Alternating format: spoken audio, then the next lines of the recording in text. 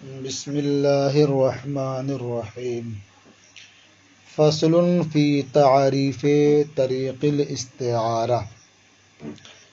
یہ وصول الشاشی کا صفحہ نمبر 121 ہے اور کتاب اللہ سے متعلق جو بحث ہے اس کی 5ویں فصل ہے۔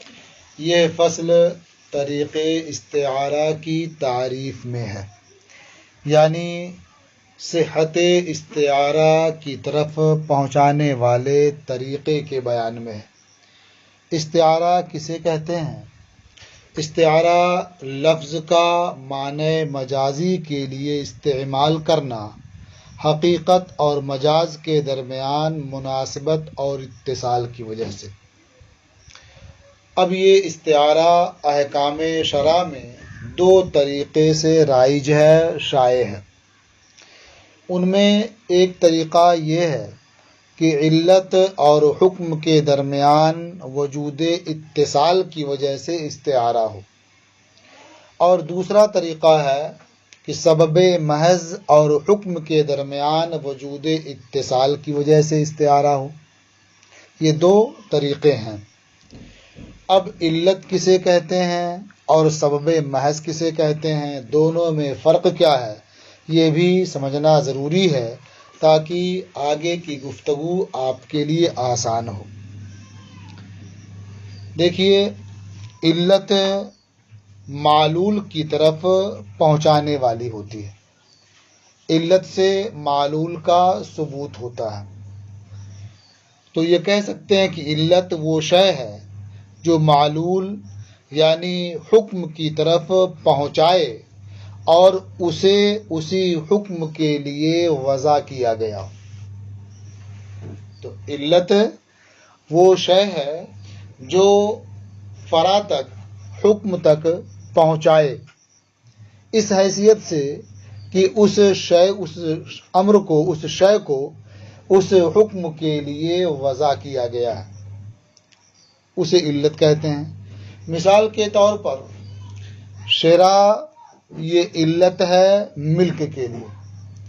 آدمی جب کوئی سامان خریدے گا تو اس کا مالک ہوگا، تو ملک یہ حکم ہے، شراء یہ علت ہے۔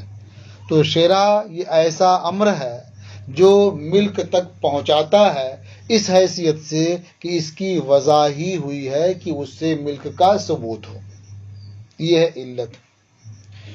اور سبب کہتے ہیں وہ امر ہے جو حکم تک پہنچائے فی الجملہ، لیکن اس امر کی وضع اس حکم تک پہنچانے کے لیے نہ ہوئی ہو، یعنی کسی واسطے سے پہنچا دے، اتفاق سے اس حکم تک پہنچا دے، ایک الگ چیز ہے۔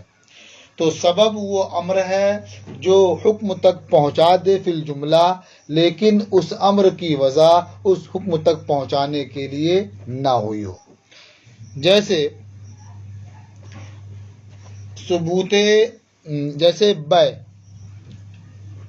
بیع یہ مفضی ہے ثبوت ملک متاع کی طرف۔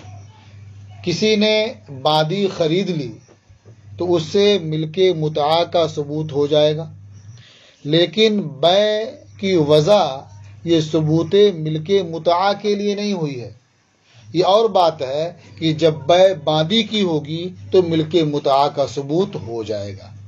تو بیع کی بنیاد پر ملک متاع کا ثبوت جو ہوگا تو یہ بیع سبب ہوگی، اور ملک متاع کا ثبوت جو ہوگا یہ حکم ہو جائے گا۔ اور محض کی قید اس لیے ہے کہ کبھی کبھی علت کے لیے بھی سبب کا اطلاق کر دیا جاتا ہے، تو محض کی صفت لگا کر کے یہ بتانا چاہتے ہیں کہ یہاں سبب خالص مراد ہے، سبب محض مراد ہے، وہ سبب نہیں جو علت کے معنی پر بولا گیا ہو۔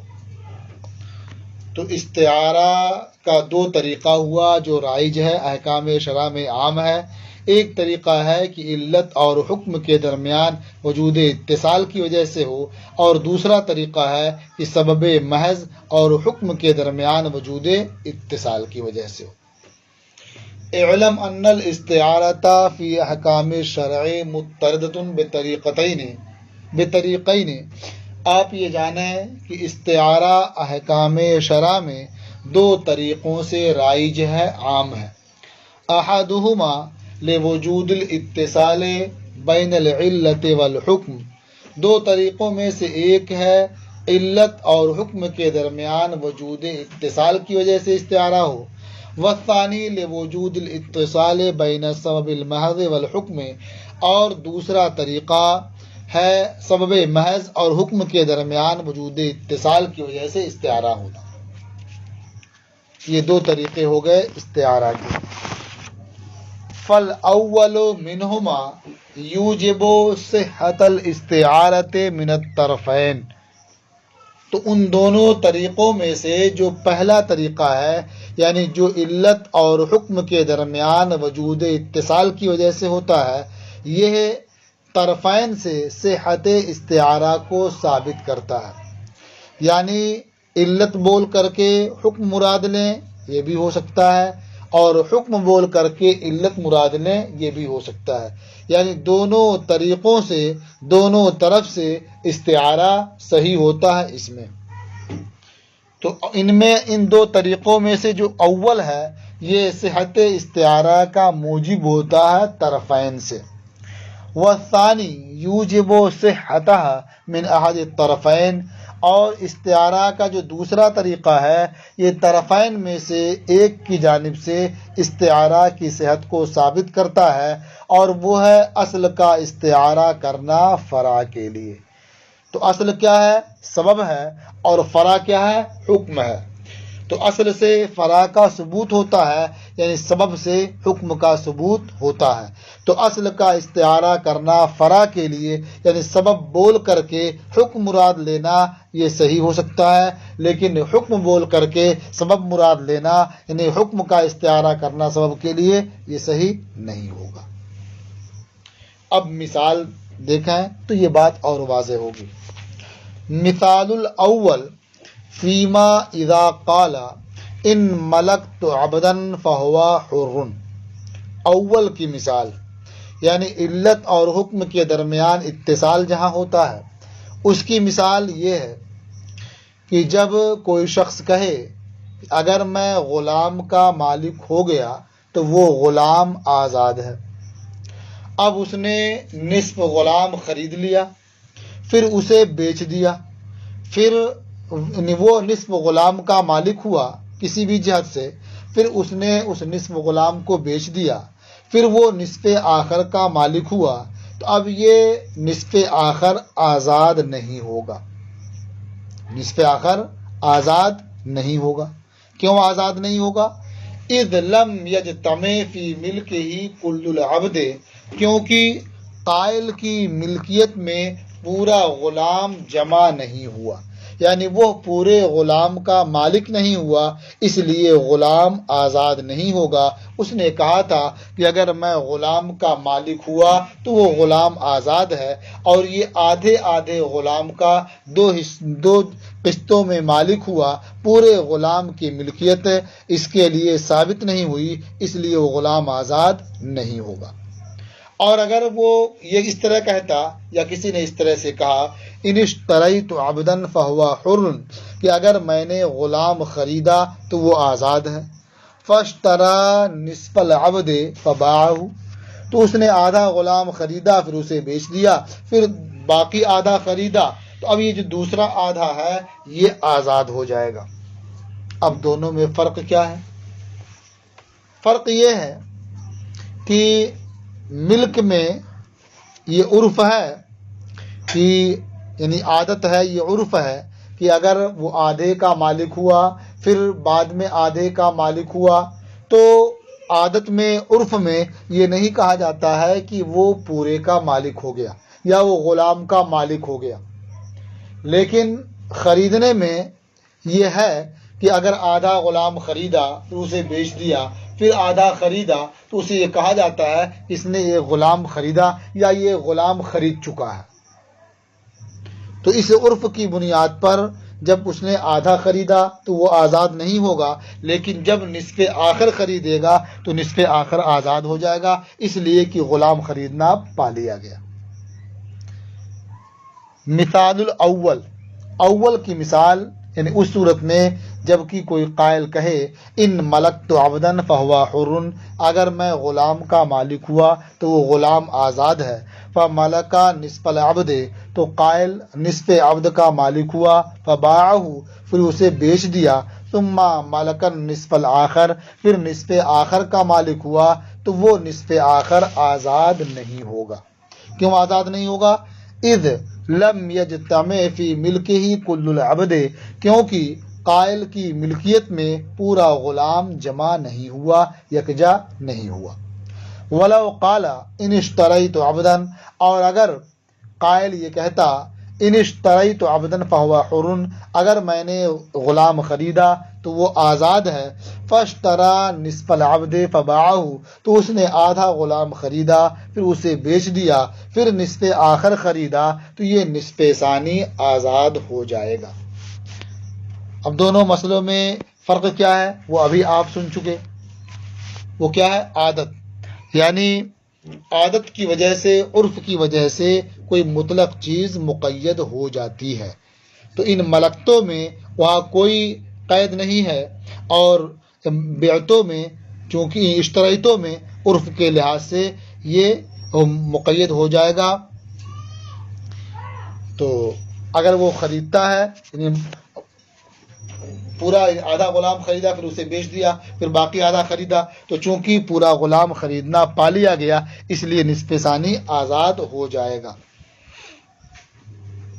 اور ملکیت میں چونکہ پورا غلام ایک ساتھ اس کی ملکیت میں آیا نہیں، اجتماع ہوا نہیں، تو گویا وہاں یہ قید ملحوظ ہے کہ اگر میں پورے غلام کا ایک وقت میں مالک ہو گیا تو وہ آزاد ہے۔ اچھا، اب اصل جو گفتگو ہے استعارہ کی وہ تو ابھی آپ کے سامنے آئی نہیں۔ اب وہ دیکھیں یہاں وَلَوْ عَنَا بِالْمِلْكِ الشِّرَاء او بِالشِّرَاءِ الْمِلْك، آپ پہلے پڑھ چکے ہیں، مثال میں یہ سن چکے ہیں کہ شراء یعنی خریدنا یہ علت ہے، اور مالک ہو جانا یہ اس کا حکم ہے کہ جب آدمی کوئی چیز خریدے گا تو اس چیز کا مالک ہو جائے گا، تو شراء علت ہے اور ملک یہ حکم ہے۔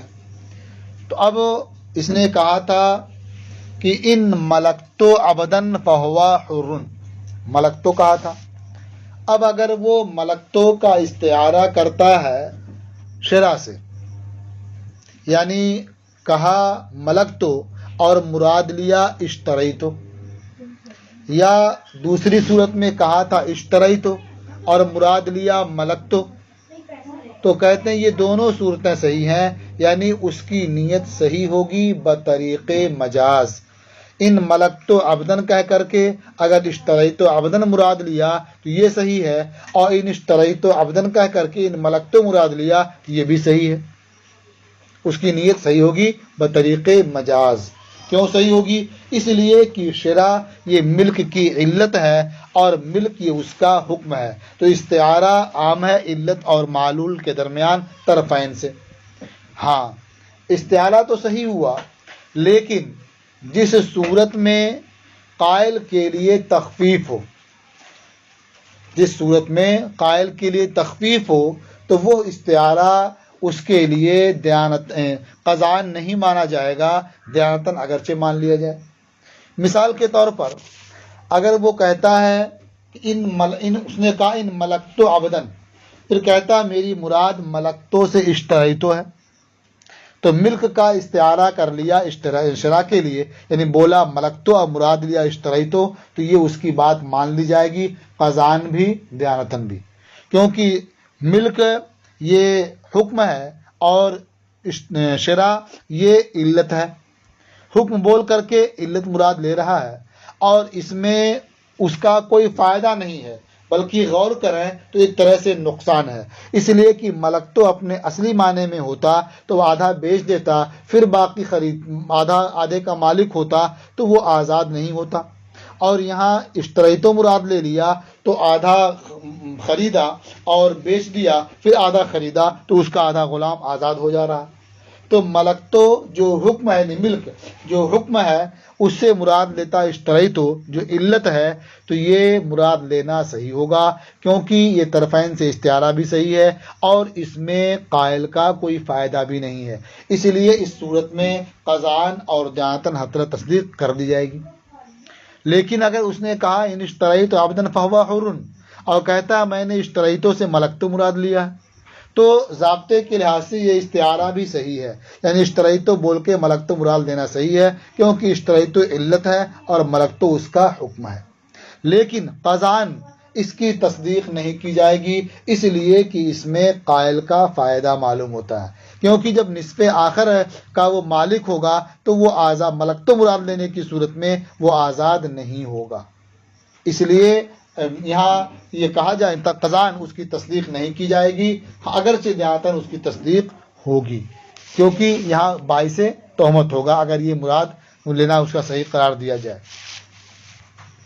تو یہی اصل ہے، مراد یہاں استعارہ دونوں طرف سے صحیح ہے، لیکن قضان جہاں قائل کا فائدہ معلوم ہوگا، تخفیف ہوگی اس کے حق میں، تو وہاں اس کی تصدیق نہیں کی جائے گی۔ وَلَوْ عَنَا بِالْمِلْكِ الشِّرَاءَ او بِالشِّرَاءِ الْمِلْكَ صحت نیتہ بطریق المجاز، اور اگر قائل نے ملک سے شرا مراد لیا، یعنی ملک تو عبدن فہو حر کہا اور مراد لیا ان اشتریت عبدن فہو حر، یا شرا سے ملک مراد لیا یعنی کہا ان اشتریت عبدن فہو حر اور مراد لیا ان ملک تو عبدن فہو حر، صحت نیتہ بطریق المجاز، تو اس کی نیت بطریق مجاز صحیح ہو، لأن شرا علت الملک، اس لیے کہ شرا ملک کی علت ہے، یعنی شرا کی وضع ہوئی ہے اس بات ملک کے لیے۔ والملک حکمہ اور ملک یہ شرا کا حکم ہے۔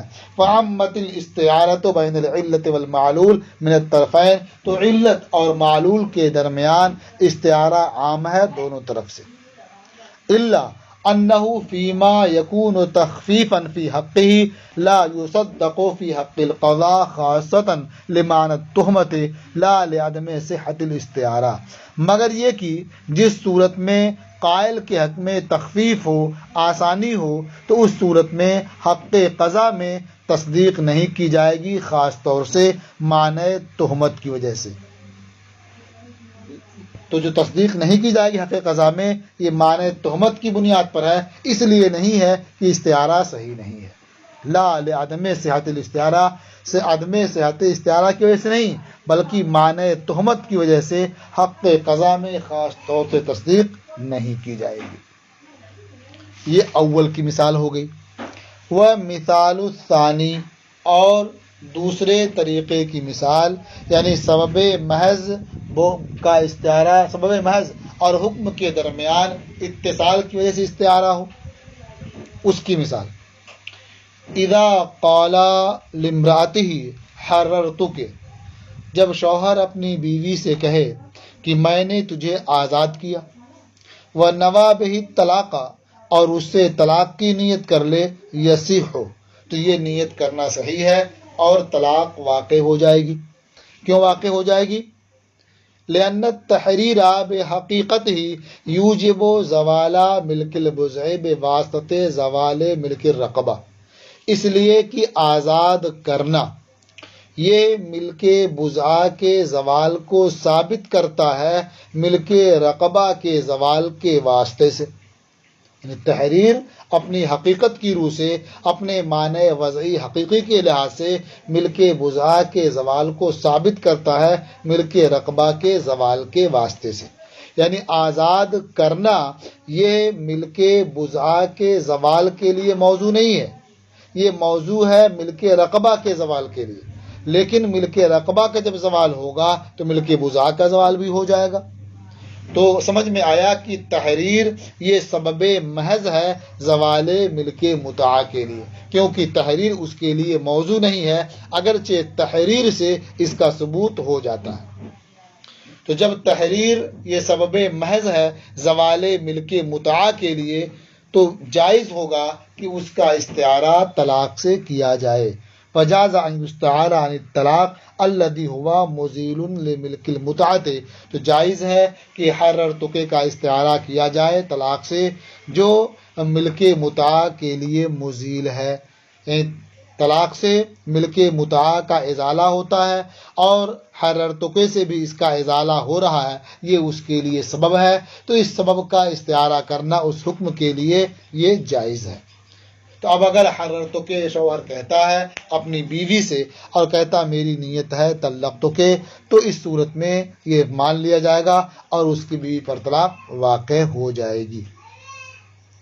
اب یہاں کون سی طلاق واقع ہوگی؟ طلاق رجعی واقع ہوگی یا طلاق بائن واقع ہوگی؟ اور اگر باندی سے کہا طلق تقے اور اس سے کہا کہ میری مراد ہے حرر تقے، کہ یہ مراد دینا صحیح ہوگا یا نہیں، یہ اعتراض اور جواب ہے جو انشاءاللہ کل آپ سماعت فرمائیں گے۔